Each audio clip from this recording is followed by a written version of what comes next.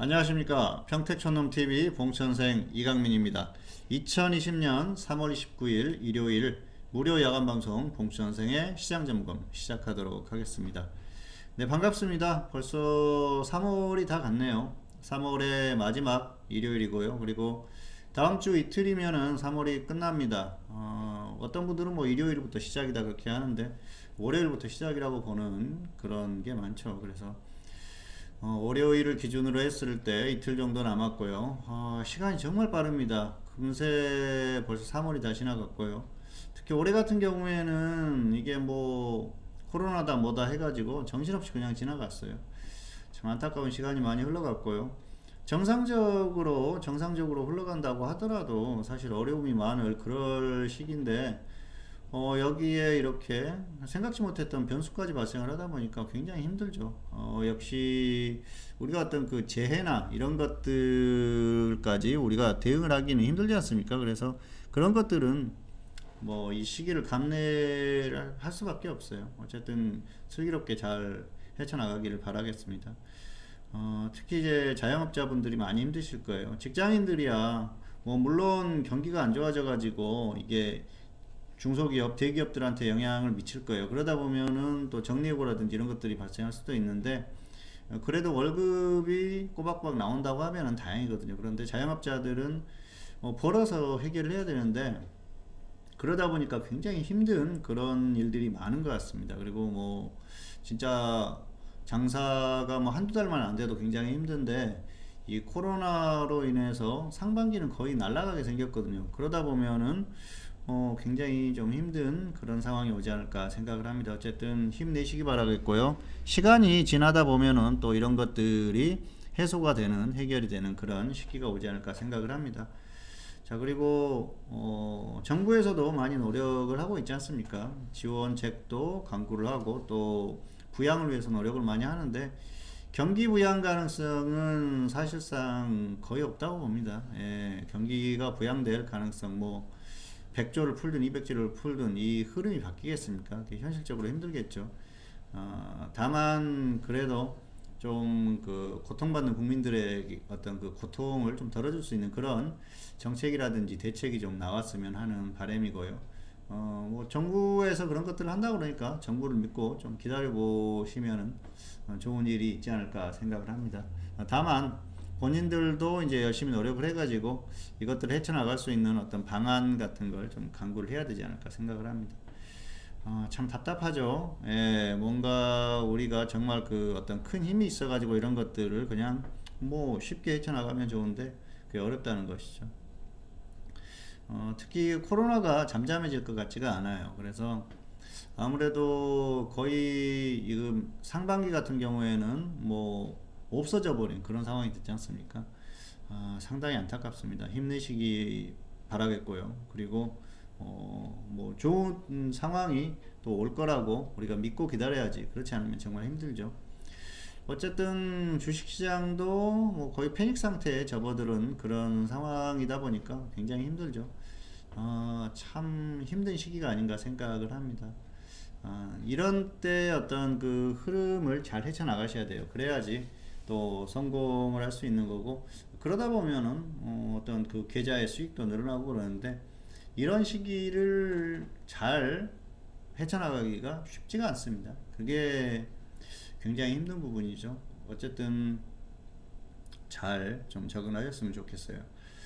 미국 같은 경우에는 뭐 2,700조 정도 경기부양책을 발표를 했죠. 상원에서 통과가 되고 이제 하원에서 이제 표결하고 뭐 트럼프 대통령이 서명하고 뭐 그런 얘기를 하고 있는데요. 어쨌든 참 부럽습니다. 그리고 한국 같은 경우에는 좀 한계가 있다고 보는 게 우리나라는 기축통화국가가 아니죠. 그러다 보니까 힘든 면이 있어요. 어떤 그 우리의 그 돈이 다른 나라에서 이렇게 다 통용되는 그런 그 통화가 아니다 보니까 그런 것들이 힘들죠. 뭐 달러라든지 또 뭐 파운드 그리고 또 유로 뭐 이런 그 그리고 뭐 엔화 참 좋지 않습니까? 이런 국가들은 정말 편해요. 최근에 이제 중국이 그 중국의 통화를 기축 통화로 만들려고 굉장히 노력을 하고 있는데요. 다른 국가들에서도 뭐 중국이 워낙 그 무역 규모라든지 이런 것들이 크다 보니까 사용을 해요. 예, 그래서 중국도 이제 서서히 어떤 그런 강대국 대열에 접어든 그런 게 아닌가 생각을 합니다. 사실 무역 규모로만 본다면 중국도 G2지 않습니까? 인정을 해줘야 되는데 선진국들에서 보면은 중국은 아직까지는 아니라는 거죠. 예, 그래서 아직까지 위안화가 전 세계에서 좀 그 활발하게 통용이 되기까지는 시간이 좀 걸리지 않을까 생각을 합니다. 물론 지금도 많이 차지를 하고 있어요. 비중이 점점 높아지고 있긴 한데 달러나 유로 뭐 이런 것들하고 비교하면은 아직까지는 아니라는 거죠. 다만 중국의 성장세가 워낙 두드러지기 때문에 충분히 가능하지 않을까 생각을 합니다. 자, 어쨌든 어려운 시기고요. 잘 헤쳐나가시기를 바라겠습니다. 자, 이번 주도 순서대로 진행을 하도록 하겠습니다. 자, 이번 주는 역시 순서대로 진행을 하겠는데요. 수익률 점검 먼저 하겠습니다. 자, 작년 수익률 점검, 작년 수익률은 뭐 토탈 이 정도 나왔습니다. 그래서 이게 이제 그 단순 계산했을 때 이 정도 나오는 거죠. 그래서 개인별로 뭐 편차는 있겠죠. 아무래도 내가 가지고 있는 종목들이 가는지 안 가는지 그런 거에 따라서 편차가 좀 발생을 하지 않을까 생각을 하고요. 자, 그리고 올해 같은 경우에는 1월에는 수익률이 거의 이제 50% 가까이 이렇게 발생을 했었고요. 2월 같은 경우에는 이제 마이너스 상태, 2월이 좀 어려웠었죠. 그리고 3월 같은 경우에는 초반에는 굉장히 좋았었고요. 중반에 최근에 지수가 폭락했지 않습니까? 그러면서 좀 까먹었어요. 그러다가 최근 들어서 다시 회복을 하면서 3월 결과는 뭐 좋을 것 같습니다. 그래서 3월이 마감이 되면은 그 수치를 다시 한번 또 업데이트해서 보여드리도록 하겠습니다. 자, 다음은 지난주 시장 점검입니다. 지난주에 시장이 어떻게 움직였는지 그 부분에 대해서 점검을 해보는 시간을 갖도록 하겠습니다. 자, 지난주 시장 어땠습니까? 코스피 지수죠. 급등했죠. 월요일 버텼고 그 이후로 쭉 급등했어요. 버틴 게 아니라 급락했죠. 월요일 급락 이후에 그 이후에 화요일에 뭐 폭등을 해가지고 화요일 수요일 폭등을 했지 않습니까? 그러면서 좋았어요. 금요일도 괜찮았었고요. 금요일이 좀 아쉬움이 남죠. 그리고 코스닥도 마찬가지입니다. 결국 지난주에 완전히 무너졌던 그 흐름, 그게 이제 좀 벗어났다는 게 의미가 있고요. 반등이 꽤 나왔어요. 코스피 같은 경우에는 지금 저점 대비해서 거의 뭐 22% 가까이 상승이 나왔어요. 단기에 22% 정도 상승이면 상당히 큽니다. 그래서 반등이 꽤 나왔고요. 굉장히 강하게 반등이 나왔던 그런 상황이 아닌가 생각을 합니다. 자, 그리고 이제 이 흐름을 만들었던 것, 이게 이제 사실은 시장이 움직이는 게 우리가 주식시장의 1번 격언이 있지 않습니까? 수급은 모든 재료에 우선한다. 그래서 수급이 시장을 움직이는 그런 시장의 흐름이 돼야 돼요. 그러면은 정상적인 분석도 가능하고 정상적인 움직임도 가능합니다. 그러다 보면은 다음에 어떻게 움직일지 그런 것들에 대한 충분한 분석이 되거든요. 자, 수급을 한번 보실까요? 이번 주에 수급이 어땠을까요? 자, 일별로 한번 보도록 하겠습니다. 이번 주 수급은 코스피 보면 외국인들 계속 매도하고 있죠. 이번 주에도 뭐 다름없었어요. 코스닥도 마찬가지입니다만은 선물 쪽에서는 조금 월요일 그리고 또 목요일에 대량 매수가 나왔어요. 이건 단기적인 흐름이라는 것이죠. 자, 이 정도부터 보시면 될 것 같아요.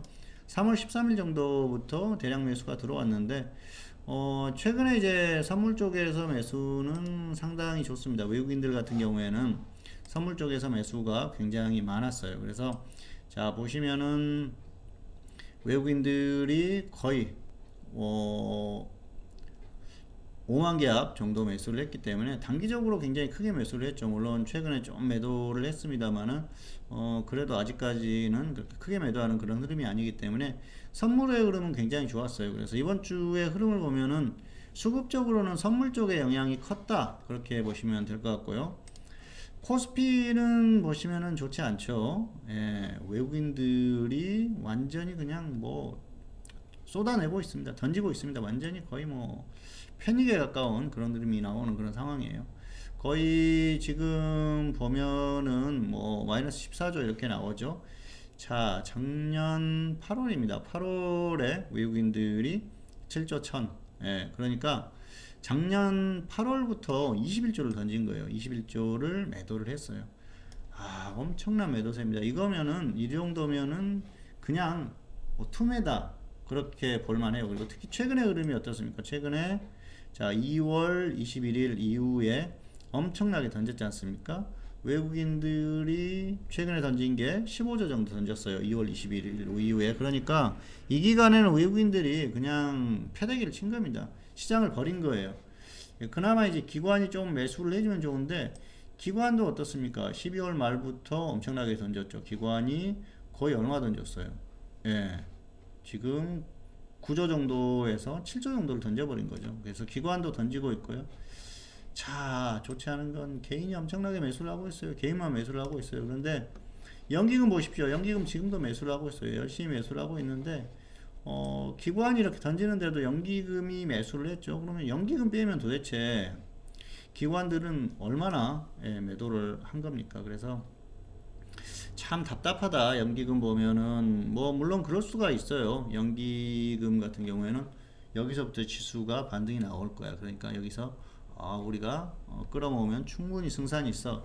이렇게 얘기를 할 수도 있겠죠. 생각을 할 수도 있겠는데 그런 흐름이 안 나오고 있지 않습니까? 자, 보시면은 뭐 전기전자 쪽도 최근에 외국인들이 계속 던지고 있고 기관도 뭐 퐁당퐁당 하고 있는데요. 이런 흐름 속에서도 개인들만 열심히 매수를 하고 있다는 거 좋지 않은 거죠. 어쨌든 수급적으로 좋지 않아요. 그나마 기관에서 이번 주는 보면은 코스피도 좀 매수를 해줬고요. 그리고 선물 쪽에서 매수를 해줬어요. 역시 그리고 개인들 같은 경우에는 계속해서 매수하고 있습니다. 코스피 쪽에서 매수를 하고 있기 때문에 이게 이제 예를 들어서 개인이 이 매수한 개인이 미국의 트럼프 대통령이다. 물론 외국인으로 잡히겠죠. 예, 그런데 뭐 한국의 계좌를 이용해서 매수를 했다 그렇다고 하면은 시장에 갈 수도 있겠죠. 그런데 뭐 그런 상황이 아니라면은 물론 농담입니다만은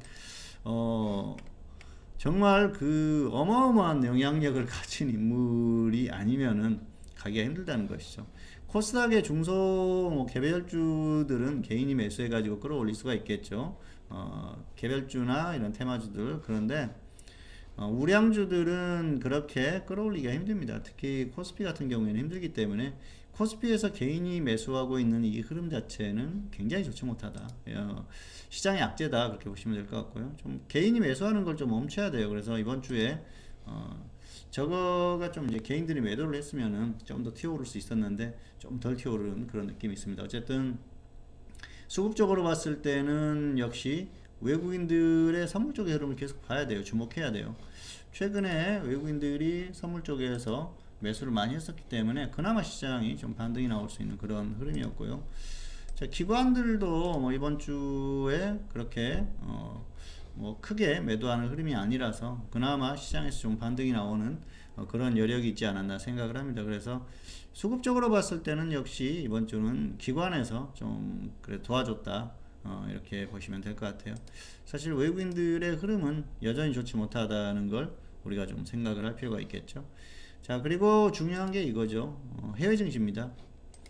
자, 단기적으로 다우존스 그리고 또 S&P 500 이렇게 있습니다만은 미국이 이번 주에 급등을 해줬어요. 특히 이제 자 화요일 그리고 수요일 수요일도 괜찮았죠. 그리고 목요일 자 보시면은 한국 시장 보시면은 이번 주에 급등한 날이 화요일, 수요일, 그리고 금요일입니다.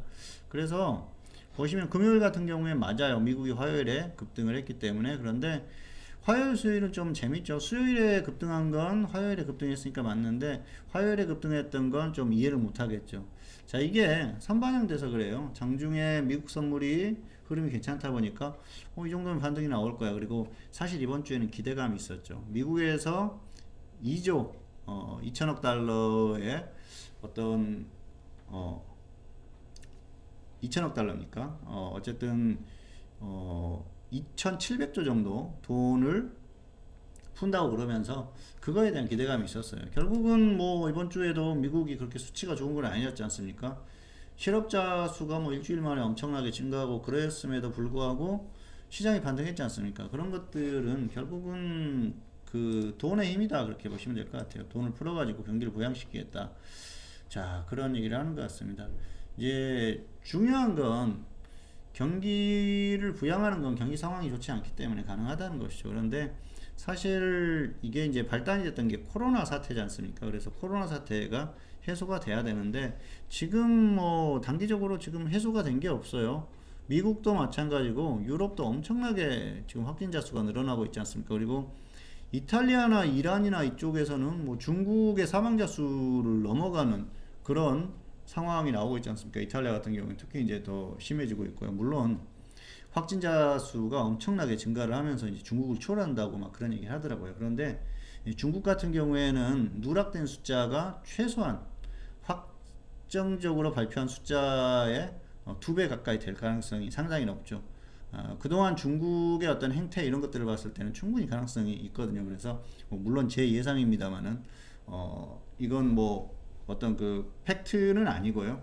예, 그럴 가능성이 높다는 것이죠. 그리고 무증상 환자가 4만 명이 넘는다고 중국 내에서 얘기를 했지 않습니까? 그래서 실제로도 누락된 숫자가 많아요. 그리고 무증상 사망자들도 엄청 많고 사망을 했는데 원인을 파악을 안 하고 화장을 해버린 그 시신들이 굉장히 많습니다. 중국 같은 경우에 실제로 그렇습니다. 그래서 한국 같은 경우에는 사망을 해도 진단키트를 이용을 해가지고 진단을 하고 왜 죽었는지 그거 밝히지 않습니까? 부검도 하고. 그런데 중국 같은 경우에는 그냥 화장시켜버려요. 그러니까 어떻게 죽었는지 모르는 거죠. 근데 그 최근에 이 코로나 사태가 발병을 하고 나서 이 죽는 그 사람들의 숫자가 어마어마하지 않습니까?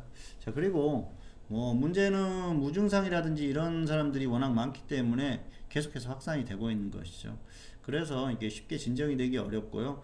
그 뭐 이전에는 온도가 26도가 올라가면은 이상 올라가면은 사멸한다 그런 얘기가 있었는데 최근엔 또 그것도 아니라고 그러죠. 예, 그래서 이게 날씨가 더워지면은 없어질 거라고 했는데 예, 뭐 그러지 않을 것 같습니다. 무슨 그 한국의 예, 어떤 그 뭐 갑자기 또 그 드라마가 생각나네요. 예, 좀비들이 날씨가 더워지면은 활동을 안 하지 않습니까? 뭐 그런 그 드라마가 있어요. 예, 한번 예, 뭐 보시기 바라겠습니다. 재밌더라고요. 예, 그래서 한국 좀비들은 또 엄청나게 빠르더라고요. 그래서 그 영화 보면서 야, 한국에서 좀비가 나오면 엄청 무섭겠다 생각도 했습니다만은 예, 미국의 뭐 그 워킹데드라든지 이런 데 보면은 좀비들이 느려서 좀 그 편안하게 봤는데 한국 좀비들은 좀 무섭다는 생각을 했습니다. 자, 어쨌든 말이 앞으로 좀 샜습니다만 얘기가 어쨌든 그 이게 코로나가 진정되기가 쉽지가 않아요. 그리고 최근에 이게 갑자기 막 터지지 않습니까? 한국 같은 경우에 교회라든지 막 이런 데서 다중이용실에서 그 이용 시설에서 터지고 있는데 특히 종교 집회 이런 것들이 쉽게 이게 해소가 될 것 같지가 않아요. 그동안은 뭐 신천지 쪽에서 많이 발생을 했습니다만 최근에는 대형 교회에서 지금 확진자들이 엄청나게 늘어나고 있지 않습니까?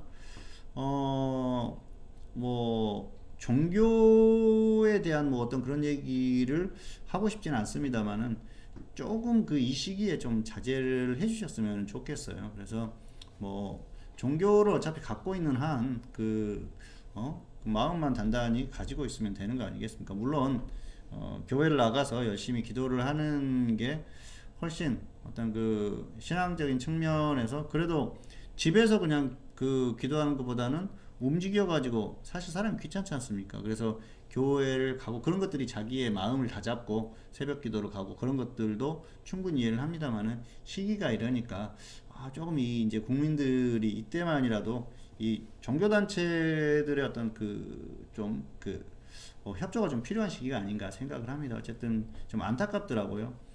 네, 어쨌든 잘 좀 지나갔으면 좋겠습니다. 아니면은 뭐 그렇게 하는 것도 방법일 것 같아요. 안에서 예배를 하고 밖에다가 스크린을 크게 걸어가지고 밖에서 보여주는 거죠. 그러면은 야외 같은 데서 이렇게 뻥 뚫려 있는 데서 신도들은 밖에서 보는 겁니다. 밖에서 그러면은 공기가 이렇게 활발하게 이렇게 터져 있기 때문에 아무래도 밀폐된 공간보다 낫지 않겠습니까? 그러면은 좀 낫지 않을까 그런 생각을 하는 것이죠. 그래서 교회, 예, 주차장이라든지 이런 데서 예, 뭐 기도도 하고 그러면은 좀 낫지 않을까 생각도 합니다. 예, 뭐 제가 잘못 생각한 걸 수도 있습니다만은 어쨌든 좀 슬기롭게 이 시기를 좀 넘어갔으면 하는 바람에서 드린 말씀이고요. 중요한 건 이 코로나로 인해서 발생을 한 상황이기 때문에 이게 완벽하게 해소가 되지 않으면은 어떤 경기부양책이라든지 이런 것들은 임시방편이라는 것이죠. 그래서 단기적으로 원발의 오줌 누는 뭐 그 정도 수준밖에 되지 않을까 생각을 합니다. 특히 한국 같은 경우에는 더 그렇죠. 지금 뭐 자금 규모도 그렇고요. 그리고 사실 뭐 지금 경기 흐름 자체가 좋지 않았었던 상황이기 때문에 부양책을 사용한다고 해도 크게 효과가 없을 것 같습니다. 그래서 너무 큰 기대는 하지 마시기를 바라겠습니다. 어쨌든 이번 주에 미국 시장이 이렇게 급등을 해주면서 흐름이 나왔어요. 그리고 이런 것들로 인해서 조금 반등이 나왔었던 자 그런 상황입니다. 자 그러면 우리가 이제 그 다음 흐름에 대한 좀 생각을 해봐야 될 것 같은데요. 역시 시황적으로 본다고 하면은 지금 자 미국 시장이 금요일에 엄청나게 빠졌어요. 자 그러면서 야간 선물 한번 보실까요? 예, 야간 선물을 한번 보시면은 7포인트 정도가 하락했어요. 엄청나게 하락했죠. 근데 사실 최근에 워낙 또 이게 이제 그 급등락을 하다 보니까 별로 감각이 없어요. 사실 그 장 막판까지 엄청나게 올랐는데 막판에 쏟아져 버렸어요. 그래서 좀 아쉽다는 생각을 합니다. 사실 뭐 3포인트 정도, 마이너스 3포인트 정도까지 상승했는데 막판에 미국이 또 막판에 좀 쏟아지면서 불안감이 있었겠죠. 그래서 쏟아졌는데 이거 7포인트라는 이 숫자가 엄청난 거예요. 마이너스 7.05포인트 하락했는데요. 아마 이게 이제 그 파생이나 이쪽에 관심이 없는 분들은 사실 별로 관심이 없으실 거예요. 그런데 평상시에 그 아무리 크게 하락해도 선물에서 5포인트 이상 하락하는 경우가 야간 선물에서 하락하는 경우가 드뭅니다. 그러다 보니까 이거 지금 이게 이제 감이 별로 없으실 거예요. 그런데 이게 단기적으로 좀 과도하게 움직이다 보니까 사실상 저 같은 경우에도 그렇게 크게 예, 그 뭐 걱정이 된다거나 그 정도 숫자는 아니에요. 자, 중요한 건 뭐냐면은 단기적으로 과연 여기가 단기 고점이 될 것인가 이 부분이 상당히 중요하거든요. 그래서 어떤 분들은 그럴 거예요. 야, 저점 찍고 다시 반등하니까 이제 다시 가는 거 아니야? 거기에다 경기 부양책도 한다네? 그러면은 좋아지는 거 아니야? 뭐 미국도 상승하고 엄청나게 좋아질 것 같은데, 제가 이제 보는 이제 긍정적인 부분은 그렇습니다. 미국 시장이에요. 긍정적으로 보는 부분이 뭐냐면은 지금 자연스러운 반등에서 조정을 충분히 받을 수 있다는 것이죠. 그리고 뭐냐면은 미국 시장이 과열됐다는 거예요. 단기적으로. 한국이 과열된 건 따라간 겁니다. 중요한 건 미국이 단기적으로 과열됐다는 것이죠. 하락할 때도 과열됐었거든요. 뭐 냉각됐다, 과하게 냉각됐다고 할까요? 이때는 뭐 무조건 밀렸어요. 근데 단기적으로는 또 쳐 올리는 흐름이에요. 그러다 보니까 미국 같은 경우에는 아직까지 단기 고점을 찍지 않았을 가능성이 상당히 높다고 봅니다. 그래서 미국이 추가 반등할 가능성이 높다고 보거든요. 자, 충분히 조금 더 갈 수 있다고 봅니다. 자, 그러면은 한국 시장이 어떻게 나올 것인가? 그 부분에 대한 고민을 우리가 해야 되는데요. 월요일 같은 경우에 한국 시장 하락할 가능성이 높겠죠. 미국 시장이 하락했기 때문에. 물론 장 초반에 조건이 있습니다. 장 초반에 미국 선물이 급등하지 않아야 됩니다. 물론 출발은 하락 출발할 가능성이 높죠. 그런데 미국 선물이 예를 들어서 갑자기 플러스 3% 이상 급등 출발을 한다. 장이 시작됐는데 그러면은 이 금요일에 하락했던 게 희석돼 버리는 거예요. 뭐 보합권 근처 크게 빠져봐야 선물 2, 3포인트 빠지고 시작해서 반등이 나와버린다는 것이죠. 그런 흐름이 나올 수 있는데 그 정도 흐름이 아니라면 한국도 하락하겠죠. 그러면은 정상적으로 보면은 계산을 해봤을 때 1650 정도까지도 하락할 수 있다는 겁니다. 월요일에. 그리고 좀 과매도가 나온다. 그러면 더 밀릴 수도 있겠죠. 그러면은 그때는 뭐 1630 정도까지도 가능하겠죠. 자, 이 두 가지 경우를 우리가 생각을 해야 돼요. 정상적인 흐름입니다. 그래서 지금 상황만 놓고 봤을 때는 충분히 1650 정도 언저리까지 하락할 수 있거든요. 그리고 이탈할 수도 있는데 과매도가 나오면 더 빠질 수도 있다는 것이죠. 만약에 자, 이런 흐름이 나왔습니다. 그러면은 1650을 이탈하게 되면은 그때는 흐름이 정말 어려워지는 것이죠. 1650을 이탈한다. 그리고 마감을 한다. 그 상태로. 그렇게 되면은 그때는 자, 금요일 1759가 고점이었었죠. 여기가 고점이 될 가능성이 70% 80% 이상 되는 겁니다. 그런데 아직까지는 한 60% 정도로 봐요. 단기 고점이 될 가능성. 60%라고 하면은 어떻게 보면 큰 것 같은데 별거 아닌 것 같죠. 예, 그래서 뭐 예전에 그런 영화도 있었죠.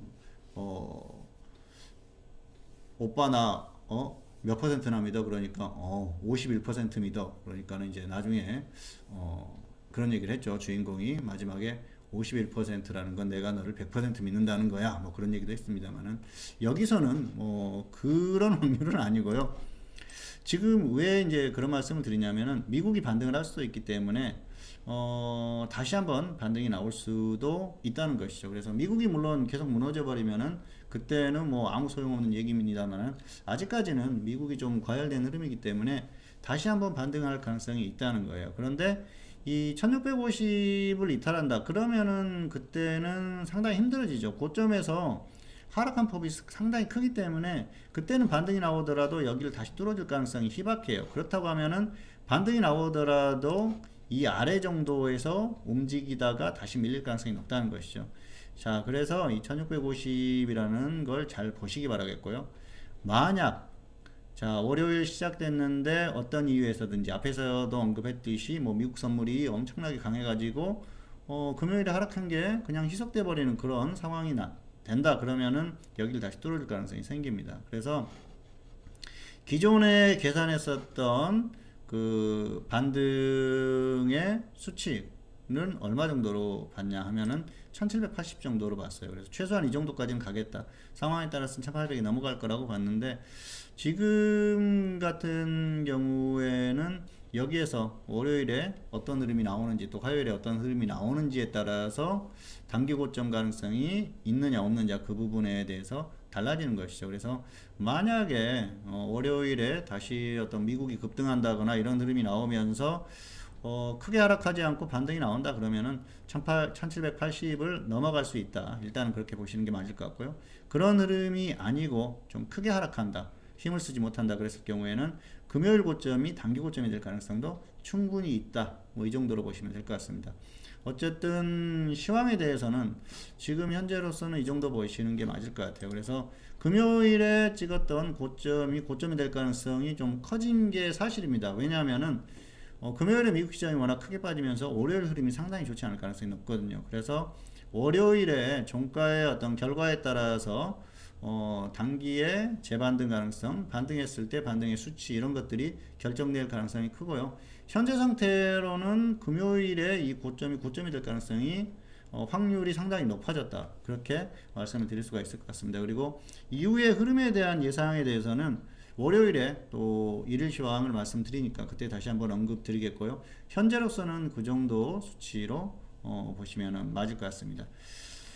자, 어쨌든 시장은 이런 흐름이었었고요. 그리고 이제 종목에 대해서 좀 보신다고 하면은 이번 주 같은 경우에는 테마주들이 엄청나게 움직였어요. 그래서 특히 이제 지금 자 오른쪽에 보시면은 최근에 움직이는 코로나 관련한 그런 테마주들을 전부 다 이렇게 모아놓은 겁니다. 그리고 여기도 마찬가지입니다. 그래서 이 종목들이 이번 주 내내 엄청나게 움직였었던 그런 상황이에요. 사실 저도 이번 주에 이제 뭐 수익 매도한 종목 중에 하나가 EDGC예요. 이 종목 EDGC. 이게 이제 굉장히 좀 아쉬운 종목인데요. 그리고 또 아쉬워하는 종목 중에 아쉬움이 남는 종목 중에 하나가 미코입니다. 자, 이 두 종목을 월요일에 추천을 했습니다. 월요일에 추천을 했고요. 그리고 종가의 정리를 둘 다 시켰어요. 매수가가 괜찮았어요. 거의 저점에서 매수를 시켰고 미코도 마찬가지고 자 EDGC죠. EDGC. 자, 이 종목 두 종목 다 월요일에 매수를 시켰는데 두 종목 다 종가에 매도를 시켰습니다. 화요일에 지수가 하락할 가능성이 높다고 봤기 때문에 이렇게 했는데 더 급락할 가능성이 있다고 봤어요. 그런데 정작 화요일에 지수가 급등을 했었죠. 그러면서 이제 좀 아쉬움이 남았는데 EDGC 같은 경우에는 화요일에 재매수가 됐고요. 미코도 추천을 했는데 미코는 화요일에 매수가 안 됐어요. 이게 약간 매수가를 낮게 잡다 보니까 6,200원 정도 매수가를 제시를 했는데 안 잡혔어요. 그래서 좀 많이 아쉬웠고요. 만약에 둘 다 잡혔으면 엄청나게 좋았었겠죠. 그리고 나서 이제 급등을 하기 시작했고요. 수요일에 급등을 했었죠. EDGC는 잡혔기 때문에 이날 좀 아쉬웠었죠. 사실 분봉을 보면은 5분봉 정도로 한번 보면은 보이겠네요. 수요일 같은 경우에 이 종목을 그 원래 목표 수익이 30% 정도 25%였는데 홀딩 사인을 했습니다. 초반에 흐름이 괜찮아서. 그래서 끌고 가려고 했는데 갑자기 여기에서 심하게 출렁했어요. 그래서 플러스 10%나 20% 수익 매도 사인을 했더니 갑자기 너무 또 강하게 튀어오르면서 매도가 되더라고요. 그래서 제가 종가에 상한가가 가니까 이거 놓쳤구나, 좀 실수를 했구나, 그런 생각이 들었습니다. 그래서 뭐 혹시 조정받으면 다시 들어가야 했는데 다음날부터 그냥 뻥뻥 쏴버리더라고요. 그래서 참 안타까운 종목이고요. 이게 약간의 좀 운이 필요한 그런 흐름입니다. 이게 수익 매도를 했는데도 엄청나게 아쉽지 않습니까? 20% 먹고 던졌는데 100% 넘게 가버렸어요. 굉장히 뭐 개인적으로 아쉬운 그런 종목이었었고요. 미코 같은 경우에도 마찬가지죠. 사실 월요일에 그 지수 흐름이 정말 이렇게 크게 밀리지 않았으면 둘 다 홀딩 시켰을 텐데 화요일까지 밀릴 거라는 확신을 갖고 있다 보니까 정리를 했는데 아쉬운 거죠. 아마 두 개 다 가지고 있었으면 둘 중에 하나는 계속 홀딩 시켰을 텐데 좀 아쉬웠다, 그런 생각이 들고요. 어쨌든 이번 주에는 이렇게 코로나 관련주들이 많이 움직였습니다. 그리고 또 저도 이제 그 추천을 해서 가지고 있는 종목들도 아직까지 있고요. 그래서 좀 많이 아쉬움이 남죠. 그리고 뭐 교육 관련주라든지 이런 종목들도 최근에 다 추천을 거의 이제 저점에서 했었던 종목들인데 굉장히 또 크게 날아가는 그런 상황이었었죠. 특히 YBM넷이라든지 엔리능률, 이 종목은 최근에 추천을 했었고 메가스터도 추천을 했습니다만은 가장 마지막에 추천했었던 게 YBM넷이거든요. 그래서 이 종목도 좀 아쉬움이 남죠. 사실 여기에서 너무 크게 빠지다 보니까 이때 그 다음날 좀 더 빠지면 매수하려고 이게 매도를 그 짧게 정리를 시켰는데 이날 좀 아쉬웠어요. 그래서 조금 이제 망설이다가 못 잡았었던 그런 좀 아쉬움이 남는데요. 어쨌든 확신이 드는 종목들 같은 경우에는 시장이 정말 완전히 무너지지만 않으면은 좀 그 끈기를 갖고 끌고 가다 보면 좀 수익이 난다, 뭐 그런 생각을 또 들게 했었던 그런 상황이 아닌가 생각을 합니다. 물론 시기가 이렇게 상황이 맞아야지 이런 흐름이 나왔었겠죠. 자, 어쨌든 보면은 매도 사인을 해도 매도를 안 하시는 분들이 꼭 계시더라고요. 그래가지고 나중에 질문하시는 분들이 많은데 YBM넷이라든지 미코 그리고 EDGC 뭐 이런 것들은 단기적으로 좀 크게 이렇게 결과적으로는 뭐 전략은 이렇게 짧게 수익이 났습니다만 크게 이렇게 수익이 나는 분들도 계시고 하시더라고요. 어쨌든 뭐 이번 주에는 이 테마주들이 많이 움직였었던 그런 상황이고요. 앞으로도 이 관련한 종목들을 접근을 할 수밖에 없습니다. 그래서 계속해서 보시다가 좀 조정을 심하게 받고 그런 종목들이 있으면은 그때 뭐 접근하시고, 장중에는 단타는 얼마든지 가능해요. 이미 많이 올랐는데 장중에 좀 심하게 조정을 받는 경우가 있거든요. 순간적으로. 그러면 들어가서 짧게 수익 실현도 가능하고 그렇기 때문에 물론 매매를 잘 하시는 분들이 하셔야 돼요. 그리고 또 뭐 경험이 없거나 그런 분들은 그런 건 안 하시는 게 좋습니다. 이게 대응하기 힘들다 보니까 괜히 좀 단타한다고 하다가 손실 나는 경우가 많아요. 그래서 좀 내 매매 스킬이 좋다 그런 분들만 접근하시기 바라겠고요. 일봉 매매 주로 하시는 분들은 정말 그 일봉상으로 가격을 확실히 조정을 받았을 때 그때 좀 접근을 해보시는 게 좋을 것 같습니다. 어쨌든 이번 주는 이렇게 역시 종목에서는 이 관련한 이런 테마주들이 많이 움직였었다, 뭐 이 정도까지 말씀을 드리겠습니다. 자, 특징주 리뷰입니다. 특징주 리뷰. 자, 차트 한번 보실까요? 자, 이번 주도 두 종목을 골라봤는데요. 자, 네, 여기에 안 나왔네요. 셀트리온, 셀트리온 제약, 그리고 한진칼, 우선주 두 개를 골라봤습니다. 둘 다 이번 주에 강했죠. 한진칼 같은 경우에는 이번 주에 굉장히 강했죠. 한진칼. 자, 이게 번주고요. 좀 아쉬움이 남아요. 왜냐면은 이 한진칼을 제가 목요일에 추천을 했습니다. 그래서 수요일에 추천해서 홀딩 시켰군요. 45,100원에 추천을 해서 거의 저점에서 추천을 했고 목요일에 장중에 반등했어요. 아마 이게 좀 반등해서 마감했으면 10% 정도 수익으로 마감했으면 그냥 끌고 가려고 그랬어요. 다음날 매도를 하려고 그랬는데 이게 이제 번져 놓으니까 번전에 정리를 하고 말았습니다. 그런데 다음날 급등을 한 것이죠. 자, 이게 이번 주에 주주총회 관련 이슈가 있어가지고 움직였는데요. 이 종목은 최근에 조정을 받았기 때문에 당일까지도 충분히 끌고 갈 만한 그런 어떤 당위성이라든지 이런 것들이 있었어요. 그래서 할 그 필요가 있었는데 좀 아쉬운 결과예요. 한진칼 우선주를 말씀을 드리는 건요. 단기적으로 굉장히 강하죠. 자, 보시면은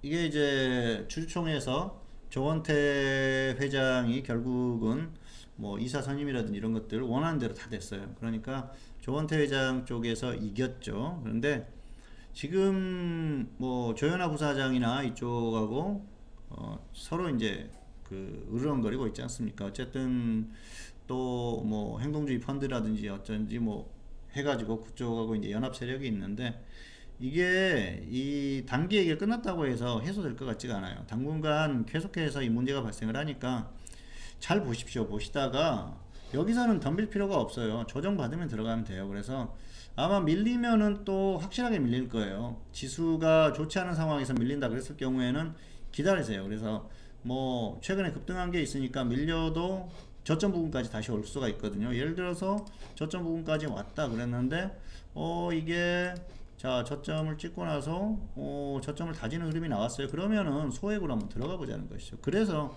오늘 이 종목을 가지고 와봤고요. 이번 주 특징주로 골라봤습니다. 그래서 뭐 무리하게 단기에 접근하라는 게 아니고요. 확실하게 조정을 받으면 그때 관심을 한번 가져보라는 것이죠.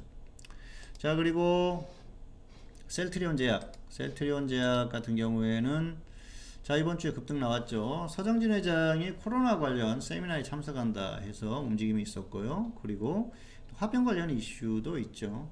단기적으로 테마가 됐어요. 테마주가 되고 사실 이 종목은 제가 자, 이날입니다. 목요일 이날부터 이제 관찰을 했었죠. 수요일부터 관찰을 했고요. 목요일에 관찰을 하고 금요일에 이거 급등하지 않았으면은 접근하려고 그랬어요. 그런데 이게 급등해 가지고 매수를 못 시켰는데 상당히 아쉽습니다. 왜냐하면은 자, 단기적으로 기업 자체적으로 이슈도 있고요. 그리고 바이오가 움직이다 보니까 이 종목 분명히 움직일 가능성이 높다고 봤습니다. 그런데 상당히 아쉽죠. 보통 이제 기본적으로 좀 옆으로 좀 움직여 줘야 되는데 그런 거 없이 그냥 급등해 버렸어요. 상당히 아쉽고요. 조정받으면은 다시 한번 고민해 보세요. 여러 가지 이슈가 있으니까 좀 조정을 확실히 받을 때까지 기다리셨다가 오면은 한번 좀 분할 매수해 가지고 접근해 보시기 바라겠습니다. 물론 손절가는 지켜야겠죠. 손절 정해 가지고 어쨌든 이번 주 특징주 이렇게 두 종목으로 가지고 와봤습니다. 그리고 최근에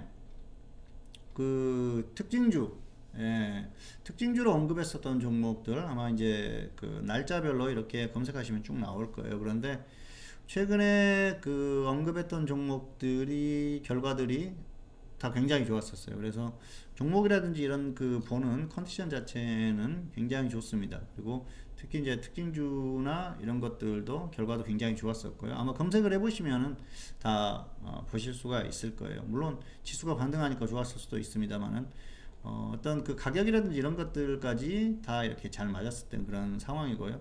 앞으로도 뭐 괜찮을 것 같습니다. 그리고 개인적으로는 사실 뭐 지수가 빠지든지 말든지 어쨌든 여러 가지 노력을 하다 보면은 충분히 그런 것들 다 헤쳐나갈 수 있거든요. 지수가 대폭 나간다 그러면은 장중에 단타만 계속 하면 되는 겁니다. 그런데 사실상 혼자서 단타한다? 쉽지가 않죠. 그리고 진짜 매매 스킬이 좋은 분들 같은 경우에는 충분히 하실 수 있어요. 지수에 상관없이. 그런데 어설프게 하다 보면은 크게 물리는 경우가 발생을 하거든요. 어쨌든 시장이 좋지 않을 때는 좀 조심하는 게 좋지 않을까 생각을 합니다. 자, 이번 주 특징주까지 말씀드렸고요. 다음 주 대응 전략입니다. 자, 다음 주 대응 전략. 자, 우선 현물 같은 경우에는요, 테마주들 위주로 접근을 하세요. 테마주들 위주로 접근을 하시고, 종목들이 가격 메리트가 별로 없죠. 자, 그래서 뭐 관심 종목을 굳이 꼽는다면 마크로젠, 뭐 진단시약 관련한 이슈로 움직였어요. 자, 이날 그 장중에 고민을 엄청 했었는데요. 종가 쪽으로 가다 보니까 사실 그 종가 매수 시키려고 그랬는데 이게 5% 가까이 상승했더라고요. 그래서 가격적으로 이제 이게 좀 아쉬운 거예요. 괜히 손해보는 것 같고. 그래서 내일 좀 밀리면 추천해야겠구나 했던데 다음날 그냥 날아가 버렸습니다. 그냥 매수할 기회도 안 주고 그냥 가버렸어요. 그래서 상당히 아쉬웠던 그런 종목인데요. 좀 조정받으면 한번 들어가 보시기 바랍니다. 뭐 살짝 조정받으면은 장중에라도 매수되고 반등 나올 수 있으니까 분할 매수하면 되니까요. 좀 기다려 보시면 될 것 같고요. 자, 비피도 같은 경우에도 지금 가격 메리트가 있죠. 이 종목도 최근에 움직였던 종목이니까 조정 받으면은 한번 좀 관심 가져보시기 바랍니다. 지수가 흔들리면요, 이렇게 장중에라도 가격이 와요. 그래서 계속 관찰하시다가 이런 종목들은 좀 대응해 보시기 바라겠고요. 자, 이제 문제는 파생이죠. 예, 파생 쪽 같은 경우에는 그리고 자, 지금 이제 지수가 지금 좀 애매하지 않습니까? 그런데 월요일 날 이제 앞에서도 지수의 흐름에 대해서 예상을 한번 해드렸어요. 그런데 여기에서 크게 밀려버리면은 고점 될 가능성이 상당히 높죠. 그러면은 반등이 나오더라도 강하게 반등이 나오기가 어려워요. 예를 들어서 월요일에 1650이 깨졌습니다. 그러면은 지수가 반등합니다. 그러면은 뭐 예를 들어서 좀 강한 반등이 나온다. 그러더라도 1700이 넘어가면 그때부터 관찰을 하다가 1720, 32 정도 되면은 인버스를 한번 분할 매수를 이때부터 시작해 보는 것이죠. 그래서 인버스를 뭐 지수를 예를 들어서 뭐 1차는 여기, 2차는 여기, 3차는 여기 이런 식으로 깔아놓고 기다리는 것이죠. 그래서 인버스는 이렇게 좀 앞으로는 인버스에 대한 관심을 좀 가져야 되지 않을까 그렇게 생각을 하고요. 종목은 앞에서 언급했듯이 테마주들, 개별주들, 흐름 좋은 종목들 조정 시에 접근하는 단기 매매 반복하시기 바라겠습니다. 자, 그리고 파생 같은 경우에는 지금 금요일 고점에서 꽤 밀렸어요. 그래서 월요일 같은 경우에는 좀 심하게 빠지겠죠. 지금 같은 경우는 그래요. 자, 장중에는 양방향 단타가 다 가능합니다. 예를 들어서 강하게 튀어 올랐어요. 그러면 여기서 매도하는 거죠. 쭉 밀리면 수익 실현하고 이런 데서 좀 심하게 밀렸네 하면 매수해 보는 것이죠. 그리고 여기서는 다시 매도. 물론 이 구간에서 전부 이렇게 정확하게 할 수는 없습니다. 그런데 예를 드는 겁니다. 좀 강하게 튀어 올랐을 때는 매도, 너무 심하게 빠졌다 그러면 장중에 매수해서 해보는 것이죠. 자, 이제 그런데 추세 같은 경우에는 그래요. 자, 이 금요일처럼 이렇게 튀어 올라주면 좋겠죠. 그러면은 매도해서 그냥 끌고 가면 되는 겁니다. 굳이 단타할 필요가 없어요. 당분간은. 그래서 파생 같은 경우에는 지금은 이제 반등이 나왔을 때 그때 하방 베팅을 하는 게 일단 추세적인 어떤 그런 공략 방법이라는 것이죠. 추세는 이제는 아래쪽이에요. 지금 단기적으로 아직까지 흐름이 완전히 끝난 게 아닙니다. 반등이 나올 수 있는데요. 코스피 지수를 참고해서 대응하시기 바랍니다. 앞에서 언급했었던 그 경우의 수하고 그 이후의 흐름에 대해서 예상을 말씀드렸지 않습니까? 그래서 반등이 어느 정도 나올지를 고민을 해야겠죠. 이 고점을 다시 뚫어줄 것 같으면 기다려야겠죠. 그러면은 여기를 뚫어줬을 때 다시 여기에서 쌓아가는 거죠. 매도를 해서 하방 쪽으로 보는 겁니다. 뭐 선물도 그렇고요. 또 주식 선물도 마찬가지고요. 그렇게 대응하는 게 맞을 것 같고요. 역시 단기적으로는 아래쪽으로 보는 게 맞을 것 같습니다. 그래서 물론 다음 주에 흐름을 봐야겠습니다만은 좀 반등이 강하게 나왔을 때 예를 들어서 고점을 뚫지 못할 그럴 상황이 됐다 그러면은 적당히 반등 나왔을 때 이제 그때부터 하방을 쌓아가는 거죠. 그렇게 대응해 보시기 바라겠고요. 밀리면은 매도했는데 밀린다 그러면은 하방을 배팅 공략을 했는데 밀린다, 지수가 밀린다 그랬을 경우에는 끌고 가보자는 것이죠. 당분간 전략이 충분히 가능하고요.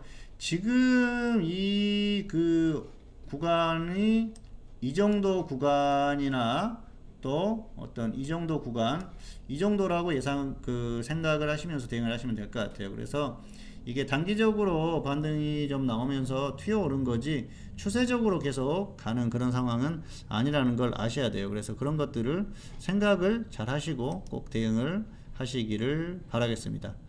네, 평택촌놈 TV는 유튜브에 다양한 동영상이 있습니다. 잘 활용하게 보시기 바라겠고요. 2020년 3월 29일 일요일 무료 야간 방송 봉추 선생의 시장 점검, 오늘은 여기서 마치도록 하겠고요. 저는 다음 시간에 다시 찾아뵙도록 하겠습니다. 감사합니다.